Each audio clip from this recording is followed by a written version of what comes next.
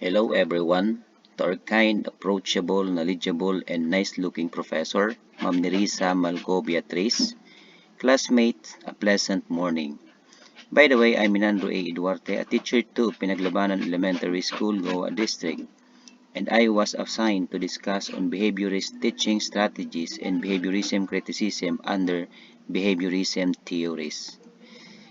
Behaviorism, also known as behavioral psychology, is a theory of learning which states all behaviors are learned through interaction with the environment through a process called conditioning.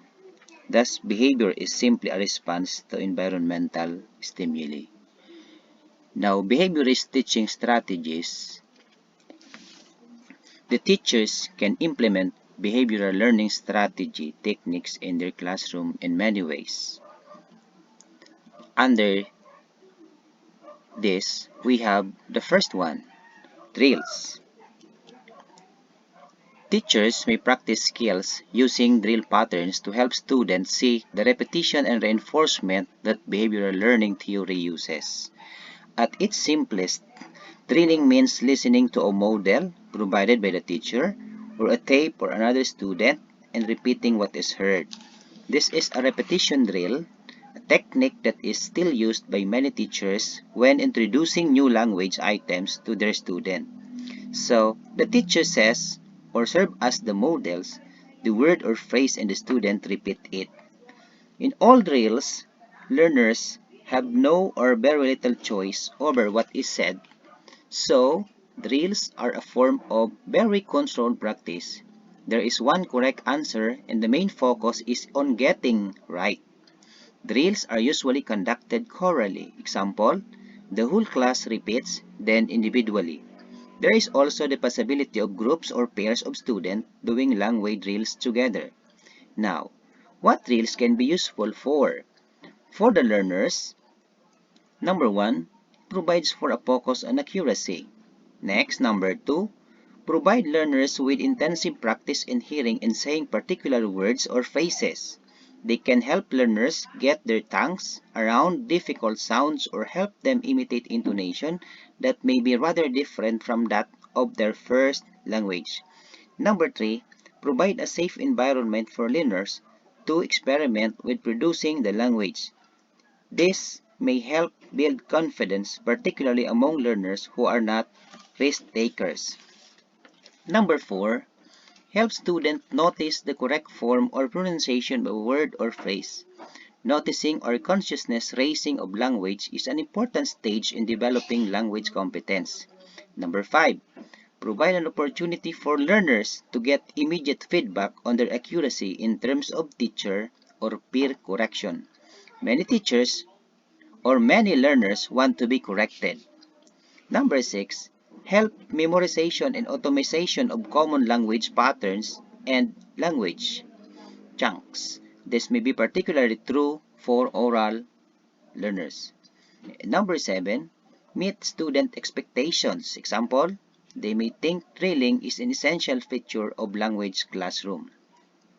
Now, for the teachers, drills can help in terms of classroom management, enabling us to vary the pace of the lesson or to get all learners involved. Then, it also helps the teachers recognize if new language is causing problems in terms of form or pronunciation. Now, for drills to be meaningful, learners need to understand what they are being asked to say.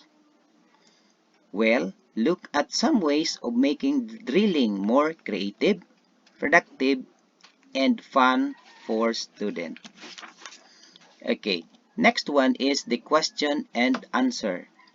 Under question and answer, the teacher can use a question as a stimulus and answer as a response, gradually getting harder with questions to help students. Under question and answer, it is a questioning strategy that emphasizes that a relationship exists between the question, the text, and the background of the reader. In this strategy, students are taught to use 4 questions. Answer relationship to find the information they need to answer the questions. Now, what are questioning strategies? Questioning skills refer to one's ability to formulate and respond to questions about situations, objects, concepts, and ideas. Questioning strategies are useful to instructors for effectively planning class participation activities, for designing homework, assignments, and for writing exams. Now, what are the three questioning strategies? Under this, strategies for responding student questions consist of: number 1, answer the questions yourself. 2, redirect the questions to the class. 3, attempt to help the student answer his own questions. Then, ask the student to stop after class to discuss the question. Then 5, refer the student to a resource where she can find the answer. Now, in English, there are 4 types of questions: the general or the yes-no questions, special questions using WH word, choice questions, and disjunctive or tag-tail questions. Okay, so those are different information about question and answer under uh, behaviorist teaching strategies. Now, number 3, we have the guided practice. Okay, guided practice. Guided practice, the teachers can be directly involved in helping students go through problems to give them the reinforcement and behavior demonstration you want them to follow. Guided practice is also an instruction between the teacher and the student. So after the teacher introduces new learning, he or she begins the student practice process by engaging students in similar tasks to what they will complete later in the lessons independently. Example: everyone has sat in a math class and watched a teacher model how to solve a problem. Students ask questions until they are able to understand. Then, the teacher turns over the task to the student. So that is an example of guided practice. Now, guided practice is also a teaching strategy that involves the following phases, or we have 3 phases under guided practice. Okay, phase 1, the teacher is modeling to the student by demonstrating. In other words, he or she is the demonstrator teacher. Under phase 2, the student and the teacher perform the task together.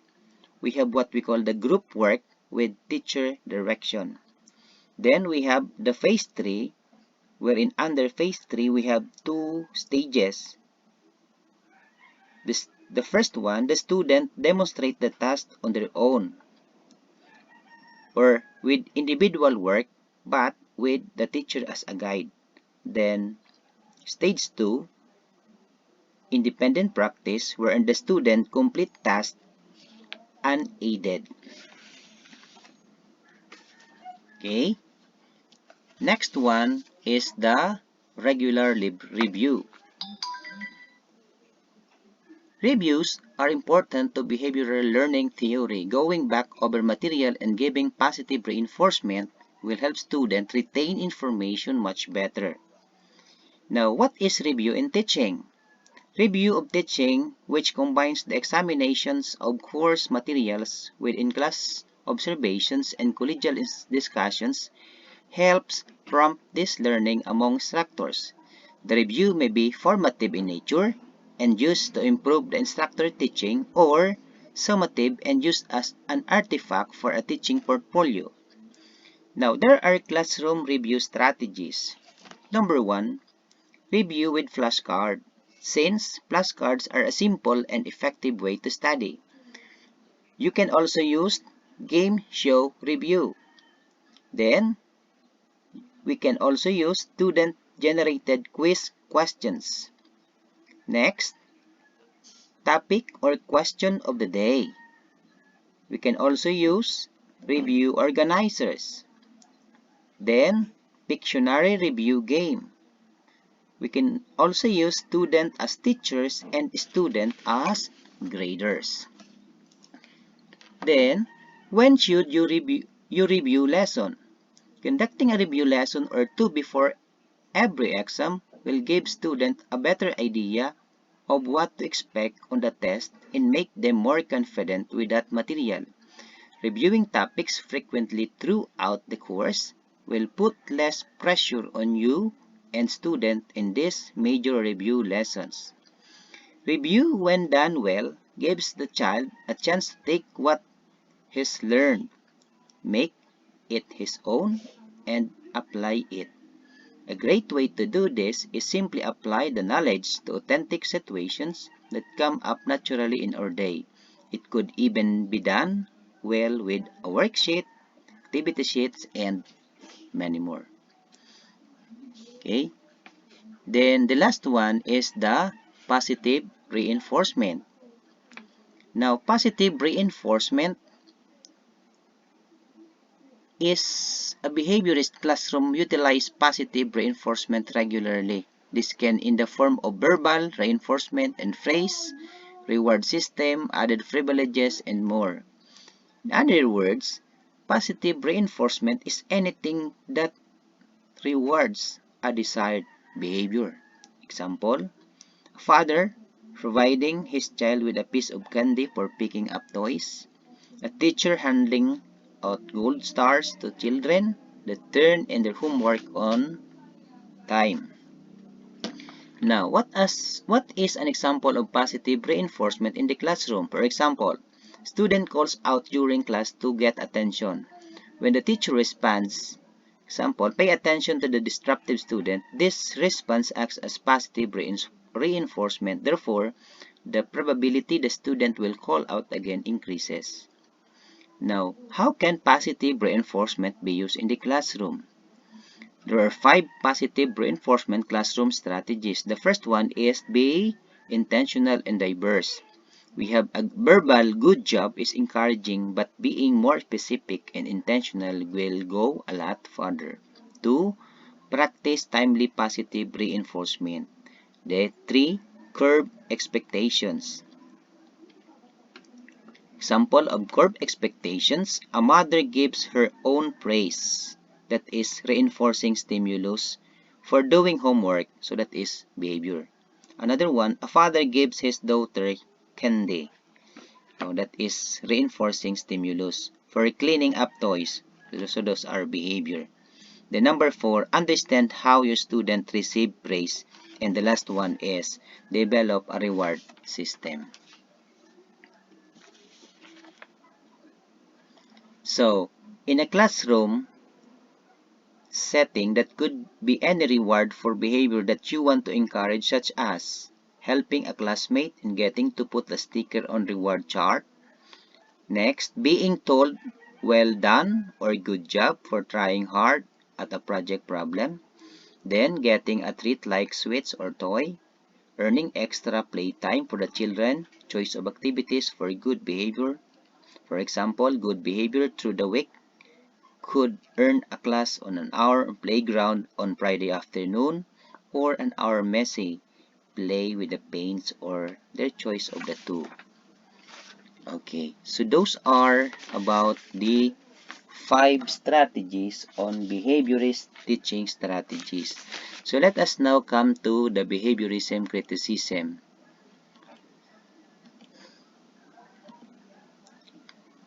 Behaviorism criticism. While behaviorism is a great option for many teachers, there are some criticism of this theory. The first one, behaviorism is best for certain learning outcomes like foreign language and math, but aren't as effective for analytical and comprehensive learning. Another one, other critics of behavioral learning says that the theory does encompass enough of human learning and behavior, and that it's not fully developed. Other theorists have come forward that take behaviorism further, implying that there are many additional factors to consider when evaluating behavior. So to end my report, I want you to leave this quote from Johann Wolfgang von Goethe. Behavior is a mirror in which everyone displays his own image. Thank you, and again, good morning.